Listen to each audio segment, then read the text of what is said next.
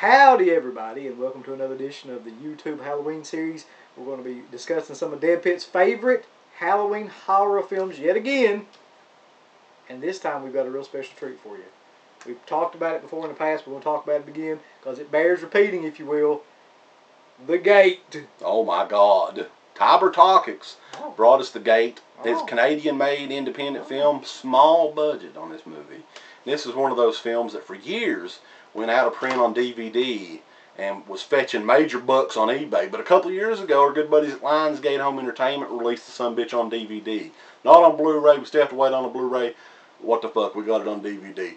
The movie itself, it's like it's kind of like if the Goonies were fucking after little demons and shit.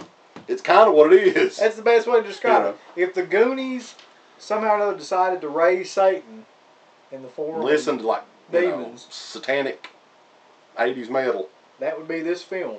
And you've got Stephen Dorff, who's the young kid in it, and his little nerdy friend who I don't know if he ever did anything. Louis Tripp. They raise hell into this little house, and then they have to deal with all the claymation, stop motion demons and shit that come out of it. Yeah, so they have to fight to survive. And the movie, look, and it's what is it rated? It's ranked like, it's rated like PG-13. It's proof positive that a good scary movie, a good horror movie, does not have to be rated R. This movie has some seriously creepy shit in it that I remember as a kid giving me fucking nightmares and shit. Mm-hmm. You got the whole thing with the fucking guy buried in the wall. Right.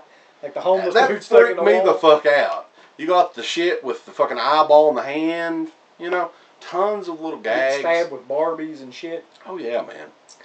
Here's another thing about this film that if you'll notice too. There's really no stable adults in this film whatsoever. Right. Like the whole story is told from the eyes of the children in the film, which is a classic thing that they did in the 80s that they don't do at all now. But like with the Goonies and Stand By Me and movies like that. Yeah, for 90 minutes, adults don't really exist. Right, and if they do, they're fucking dangerous as hell because you remember, like he has the flashback sequences of his parents or whatever, the dream sequences, and they're all out to kill him on all this stuff. So. Yeah, The Gate's an amazing movie, and it's one of those movies like it's just a staple of the 80s in my opinion as far as horror movies go, because after that decade they really didn't make movies like that. I mean, some of these companies may have tried, but it just, you know, it was a moment in time. I love that it was a combination around this time though of when like satanic music and playing shit backwards got to be really popular, and kids movies got to be really popular. So they combined those two themes, like they combined Trick or Treat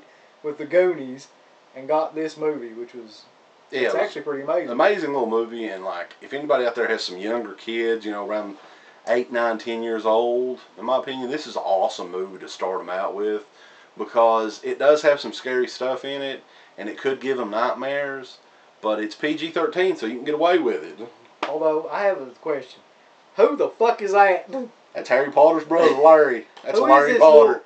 Who is this little kid on the cover of this? Yeah. For a few years there, Lionsgate was like big into like just fucking making something look more modern, which they're still probably doing. That is ridiculous. Yeah, anyway, that's The Gate.